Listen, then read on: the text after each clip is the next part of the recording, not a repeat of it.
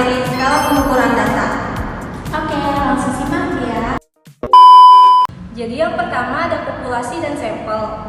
Populasi yaitu suatu wilayah generalisasi yang terdiri dari objek atau subjek di mana mempunyai kualitas dan karakteristik tertentu yang ditetapkan peneliti untuk dipelajari dan selanjutnya akan ditarik suatu kesimpulan. Lalu ada sampel. Sampel merupakan bagian dari populasi, yaitu bagian dari jumlah dan karakteristik yang dimiliki oleh populasi. Sampel ini bisa dijadikan kesimpulan yang berlaku untuk populasi tersebut. Oleh karena itu, sampel yang diambil dari populasi harus bisa bersifat representatif, artinya bisa mewakili sebagai data yang akan diteliti.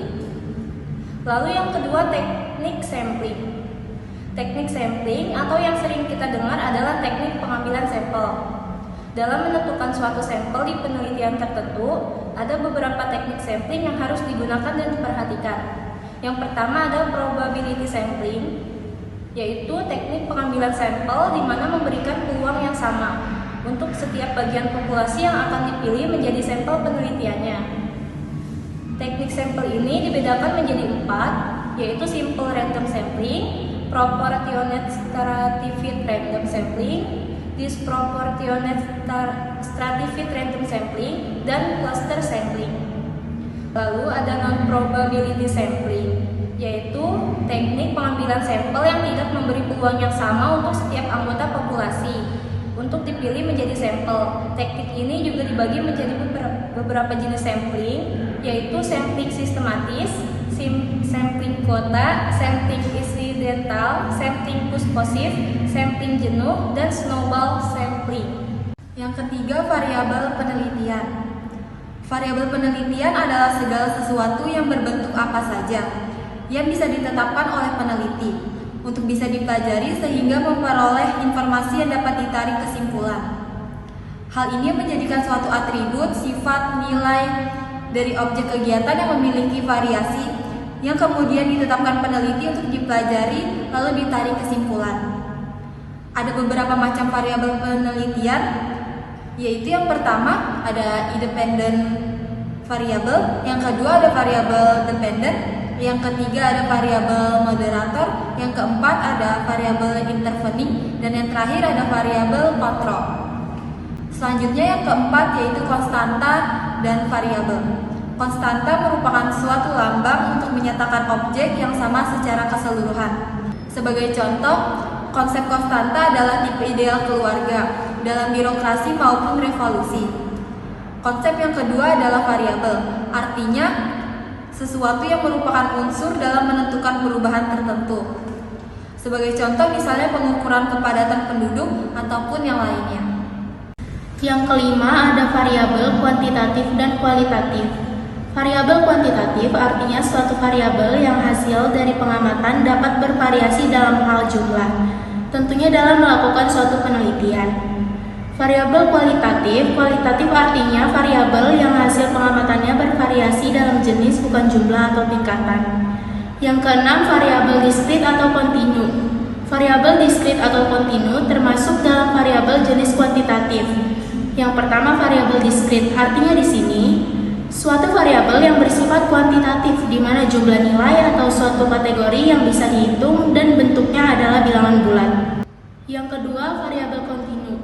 Artinya, variabel yang bersifat kuantitatif di mana hasil pengamatannya adalah salah satu dari keseluruhan dari suatu garis interval.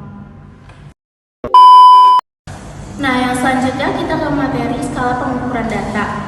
Yang pertama ada skala nominal. Skala nominal adalah skala yang hanya berfungsi untuk membedakan atau mengklasifikasikan data ke dalam kategori-kategori tertentu tanpa memperhatikan urutan atau peringkat.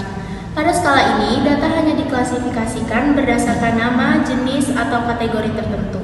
Artinya, skala ini tidak memiliki hierarki atau tingkatan tertentu yang menunjukkan mana yang lebih tinggi atau lebih rendah.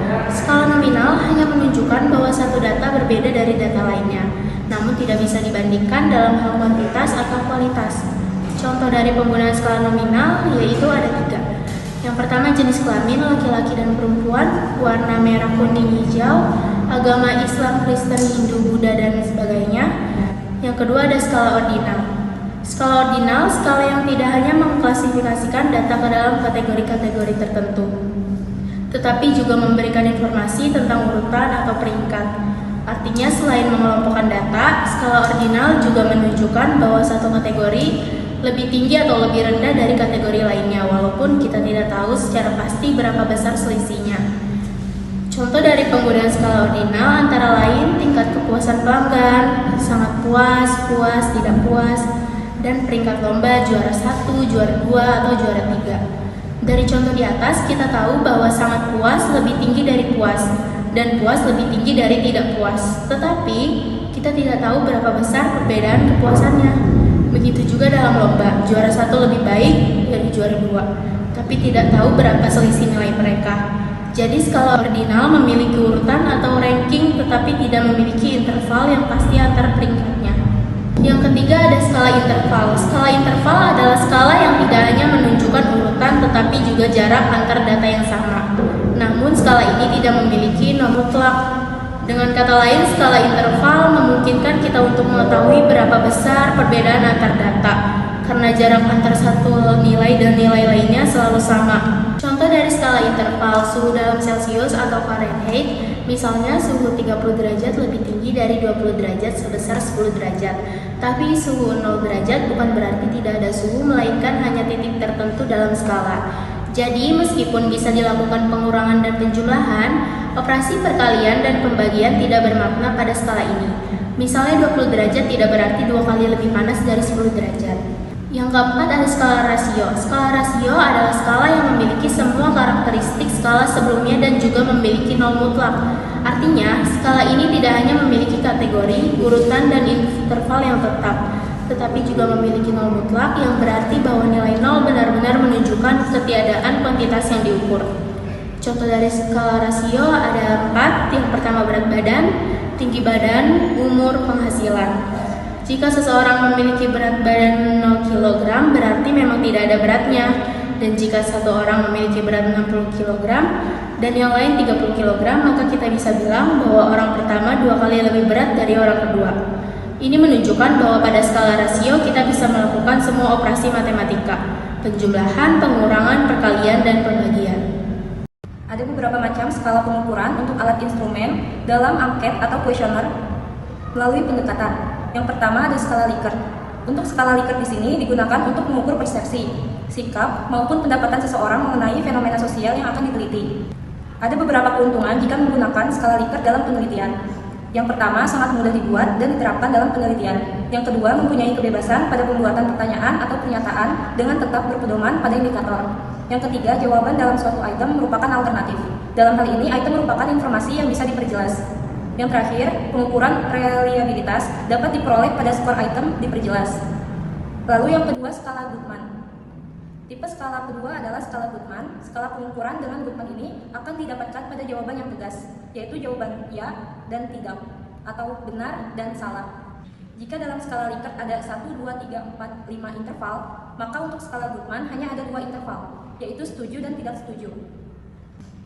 Yang ketiga ada skala Thurston. Meskipun jarang digunakan, Thurston menyarankan item dengan 5-10 butir soal.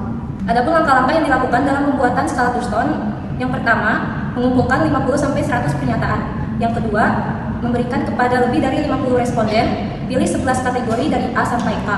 Lalu klasifikasikan berdasarkan persepsi psikologis, dan yang terakhir hapus pertanyaan yang nilainya menyebar. Skala ini memiliki beberapa kelemahan, yaitu yang pertama, skala ini membutuhkan banyak waktu dalam membuat alat instrumennya.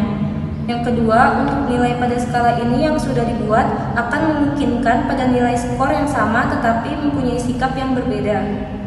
Lalu untuk nilai yang dibuat akan dipengaruhi oleh sikap para penilai. Dan dalam skala ini sangat diperlukan tim penilai yang bersikap objektif. Yang keempat, semantik diferensial. Untuk skala keempat ini merupakan salah satu skala faktor yang akan dikembangkan untuk menganalisis dua permasalahan. Di antaranya adalah pengukuran populasi dan multidimensional serta pengukuran dimensi yang belum diketahui. Contoh dalam pengaplikasiannya yaitu dari yang baik sampai ke buruk, dari yang lambat sampai ke cepat. Selanjutnya perbandingan data. Yang pertama rasio. Rasio merupakan suatu ukuran dalam hal ini untuk membandingkan jenis yang seringkali digunakan dalam perbandingan antara dua kelompok data. Selanjutnya, proporsi. Proporsi merupakan bentuk khusus dari suatu skala rasio. Karena pada perhitungan proporsi, suatu pembagi merupakan jumlah elemen yang ada pada data pertama dan data kedua. Selanjutnya, presentase. Jika dihadapkan pada angka yang bentuknya adalah pecahan atau bilangan desimal, terkesan susah dan tidak menarik. Untuk itu, ada solusi sebagai alternatif lain dalam perhitungan perbandingan data, yaitu presentase. Selanjutnya, range atau tingkat atau angka. Dalam metode perbandingan data, kebalikan dari angka kematian bayi adalah angka kelahiran yang sesuai usia. Hal ini menunjukkan bahwa banyaknya angka kelahiran per 1000 wanita dari golongan usia tertentu. Untuk perhitungan range dapat dilakukan dengan cara membagi jumlah munculnya peristiwa yang dimaksud terhadap seluruh jumlah yang mungkin muncul untuk kejadian tersebut. Selanjutnya, tingkat ketelitian. Pada suatu penelitian, banyak sekali perbedaan antara data yang sesungguhnya dari variabel yang ingin diukur oleh peneliti terhadap data yang dihasilkan pada instrumen dalam penelitian. Hal ini bisa disebabkan oleh dua hal. Hal yang pertama adalah mengenai keterbatasan instrumen pengukuran, yang kedua adalah hal ketidakakuratan instrumen, di mana instrumen sendiri disusun oleh manusia. Dengan demikian, mengakibatkan data yang dihasilkan seringkali tidak seakurat keadaan sebenarnya. Artinya, ketidakakuratan instrumen, di mana instrumen tersebut disusun oleh manusia, mengakibatkan data yang dihasilkan seringkali tidak seakurat keadaan sebenarnya. Terdapat dua prinsip dalam pembulatan data untuk ketelitian dalam penelitian. Yang pertama, apabila ada angka hasil adalah 90,15 ton, maka sebaiknya dibulatkan menjadi 90 ton. Lalu yang kedua, apabila ada angka yaitu hasilnya 50,2501 menit, maka sebaiknya dibulatkan hingga per 10-an menit terdekat menjadi 50,3.